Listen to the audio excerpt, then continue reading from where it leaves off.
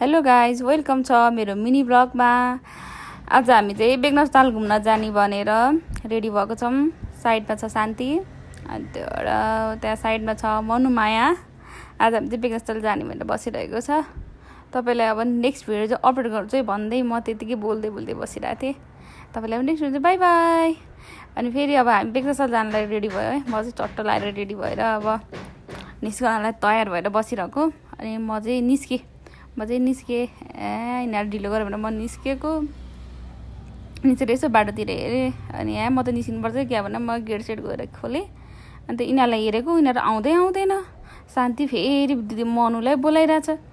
अनि त्यहाँबाट मलाई त झ्याउला, म त हिँडिदिन्छु भनेर म सुई लाएर हिँड्दै म आफ्नो तालमा म गेटबाट निस्केर हिँड्दै यसो हेरेको गाडी आएर चाहिँ गाडीले जाने हो भनिरहेको थियो। अनि म चाहिँ जान्न भन्दै बसेँ।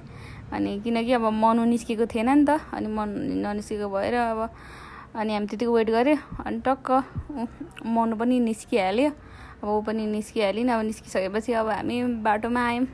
बाटोमा त्यतिकै बसिरहेँ। अनि कति ढिलो निस्क्यो भने मैले गाली गर्दै बसेको त। अनि त्यहाँबाट हामी त्यतिकै झ्याउ लाग्यो। अनि हामी बेगनस्थाल जानलाई गाडी चढिसकेको थियो है। हामी गाडी चढिसकेको थियौँ। अनि गाडी चढेर सिटमा बसेँ।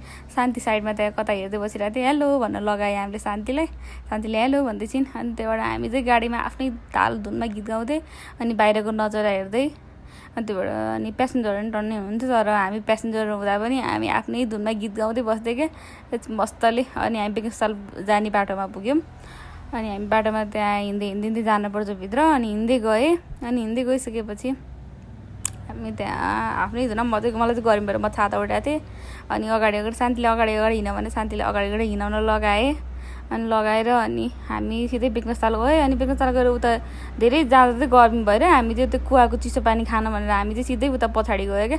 हामी यता दायाँ बायाँ त्यो उता भिडेको थियो पनि गर्मीले आत्तिएर सकेन। सिधै उता धारामा पुगेँ। धारामा गएर मुखसुख धोएर अनि त पानी सानी खाएर अनि सिधै यता आएँ। अनि यता आएको त अनि आज शनिबार धेरै प्याक रहेछ। आज मान्छेहरू पनि धेरै आउनु भएको रहेछ क्या आज शनिबार भएर। अनि त्यही भएर अनि शान्तिले चाहिँ यसरी गरी गर्नुपर्छ भनिरहेको थियो। अन्त बस्दै नगरिकन उता मान्छेको भिडियो देखाएँ। अनि मान्छेहरू आज धेरै प्याक रहेछ।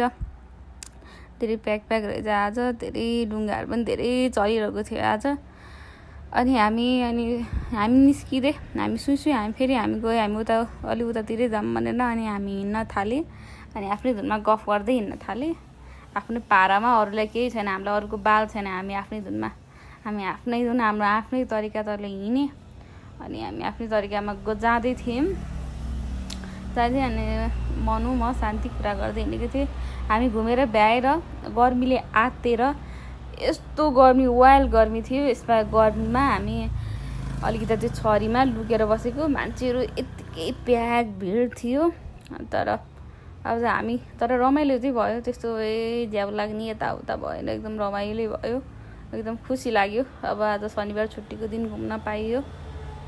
त्यहीमा धेरै खुसी छु। गर्मी त अब सहनै पर्छ।